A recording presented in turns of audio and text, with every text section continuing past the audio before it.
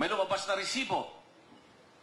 Ang resibong lumabas, yung mga kandidatong hindi ko binoto dahil sila ay kandidato sa kabilang partido, kabilang grupo. Sa senador, wala kahit isa sa amin ang lumabas, pati pangalan ko wala. Doon sa mayor na kandidato yung asawa ko, hindi rin lumabas yung pangalan, iba yung kalaban ang lumabas. Hindi namin sinasabi na lumabas kami ngayon because we believe that we won the election or what. Lumabas po kami ngayon para hindi namin pwedeng i-frustrate yung daan-daang libo o milyon na mga botante na tingin po nila ay talagang maanumalya itong halalan na ito, depektibo itong mga makinang ginamit at hindi lumabas yung tamang kagustuhan ng ating mamamayan. No? But we are not here to ask for deferment of the proclamation or to stage an election protest or what. No. Andito po kami para sabihin sa mamamayang Pilipino, tulad ng sinabi ni Atty. Torion, kung depektibo naman itong sistemang umiiral sa pagboto, pagbilang, pagkanbas, ano pang sasabihin natin? May demokrasya pa ba sa Pilipinas kung ganito yung sistema ng eleksyon? No. Hindi po namin sinasabi na si Atty. Vic, Atty. Pundok, Pastor Kibuloy o Atty. Lambino, nanalo po kami sa halalan. Hindi po. Hindi namin kliniklaim po yun. Ang kliniklaim lamang po namin dito ay hindi lahat ng mga bumoto para sa kandidatong gusto nila sa halalan na ito, yung boto nila ay nabilang ng tama. Dahil depektibo yung mga makina at mga teknolohiya na ginamit po rito sa halalan na ito. Centralized defect ang nangyari dito. At ito ang masakit dahil wala tayong recourse. Yung Commission on Election lamang po kasi ang sinasaad ng ating saligang batas as the last agency which can decide pagdating po rito sa mga issues tungkol po dito. Tulad ng nabanggit ni Atty. Jimmy, Atty. Vic at saka ni Atty. Bobet, no? Itong umiiral na sistema ng pagboto, pagbilang at saka pag-canvas hanggang sa madalas sa National Board of Canvassers sa COMELEC. Napaka-depektibo talaga. Nakita ko mismo, naranasan ko mismo sa eleksyon na ito. Yung itong teknolohiya, itong makina na kinuha ng Commission on Election ay questionably talaga. Mismo ako nakaranas, experience. Bumoto ako, pinilapan ko yung balota, maingat ako, hindi nagkaroon ng overvote. No? Sinaksak ko yung balota, sa makina, ayaw kainin, inulit ko ayaw kainin. So tinawag ko na lang yung chairman ng BAI, ikaw na nga yung maglagay sa balota. Kinain naman yung balota. Paglabas ng resibo, blanco. Wala. Tapos, merong silang ginawa, yung card na hawak ng chairman ng BAI para maka-issue ng receipt. Ando doon yung technical person ng COMELEC. May lumabas na resibo. Ang resibong lumabas, yung mga kandidatong hindi ko binoto dahil sila ay kandidato sa kabilang partido, kabilang grupo. Sa senador, wala kahit isa sa amin ang lumabas, pati pangalan ko wala. Doon sa mayor na kandidato yung asawa ko, hindi rin lumabas yung pangalan, iba yung kalaban ang lumabas.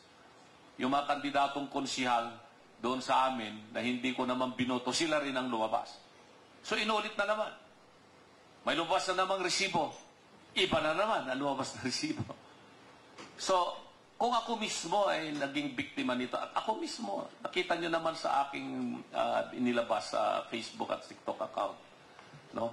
So, pinirmahan ko na lamang yung mga 3 resibo na yon at iniwanan ko sa BOI.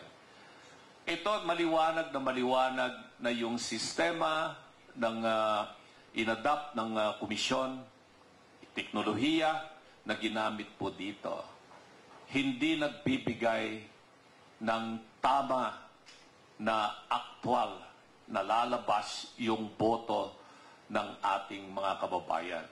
Lagi nating sinasabi, democracy is sacred.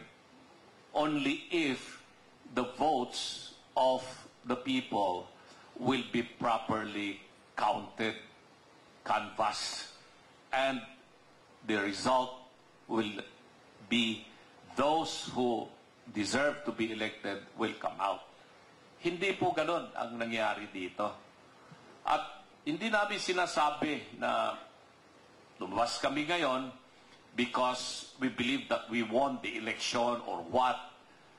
Lumabas po kami ngayon para hindi namin pwedeng i-frustrate yung daan-daang libo o milyon na mga botante na tingin po nila ay talagang maanumalya itong halalan na ito, depektibo itong mga makinang ginamit at hindi lumabas yung tamang kagustuhan ng ating mamamayan. No?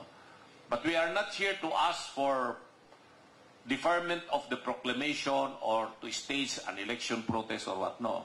Andito po kami para sabihin sa mamamayang Pilipino, tulad ng sinabi ni Atty. Torion, kung depektibo naman itong sistemang umiiral sa pagboto, pagbilang, pagkanbas, ano pang sasabihin natin?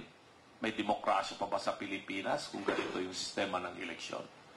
So tulad ng sinabi ni Atty. Vic, panahon na naripasuhin natin itong mga umiiral na mga batas, patakaran pagdating po sa halalan. Kung gusto pa po nating manatili ang tunay na demokrasya na sistemang umiiral sa ating bansa. Iyon ang dahilan kung bakit po kami lumabas po ngayon. Para ipahayag yung aming damdamin at damdamin ng mga milyon-milyong Pilipino na nakita nila kung ano yung sistematikong pattern na lumalabas na resulta ng eleksyon. Sabi nga nila, too centralized the system, kaya too centralized din yung defects.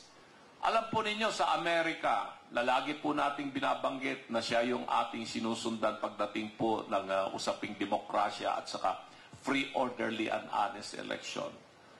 Bawat estado sa Amerika, may kanya-kanyang sistema ng pagboto, pagbilang at pagkanbas. Actually, kahit na within the state itself, let's say for example sa state of Florida, in every county, on every city, magkakaiba pa rin yung sistema ng kanilang pagboto.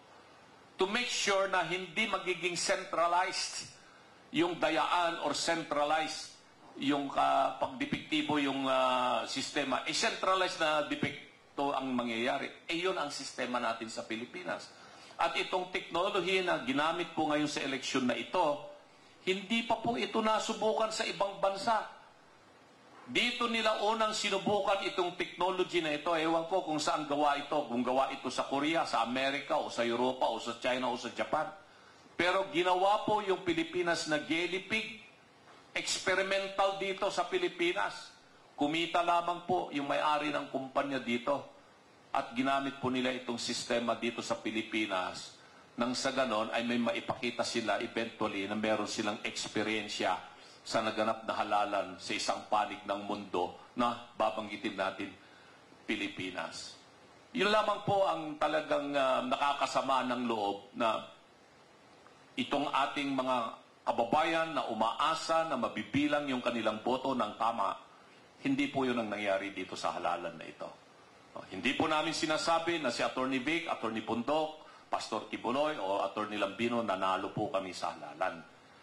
Hindi po. Hindi namin kliniklaim po yun. Ang kliniklaim lamang po namin dito ay hindi lahat ng mga bumoto para sa kandidatong gusto nila sa halalan na ito, yung boto nila ay nabilang ng tama. Dahil depektibo yung mga makina at mga teknolohiya na ginamit po rito sa halalan na ito. Centralized defect ang nangyari dito. At ito ang masakit dahil wala tayong recourse. Yung Commission on Election lamang po kasi ang sinasaad ng ating saligang batas as the last agency which can decide pagdating po rito sa mga issues tungkol po dito sa election na ito. Otherwise, you go up to the Senate Electoral Tribunal kung gusto mong magprotesta or eventually to the Supreme Court. Hindi po natin kakayanin ang gastusin sa ganon. Kami ngang tatlo rito. Wala po kaming ganong karaming pera, kaya wala po kaming political advertisement sa television, sa radio. Nagtyaga na lamang po kami sa inyong mga vloggers ng social media account. Niwala po kaming kasamang mainstream media sa aming pag-ikot-ikot. Samantalang sa kabila, siyempre, sila ang pinunduhan. Sila ngayon ang sinamahan ng mainstream media. Kaya mas nakilala yung mga ibang kandidato kisa sa amin. Lalong-lalo na pagdating sa election protest. Magkano yung gagastusin pag nag-file ka ng election protest, Atty. Torion? Aabot ng mga 300 million pag nag-file ka ng election protest. Bakit mo pa naman gagawin yon? No? Wala nga tayong 3 million eh. Paano pa yung 300 million? So yun po yung dahilan kung bakit po kami lumabas ngayon.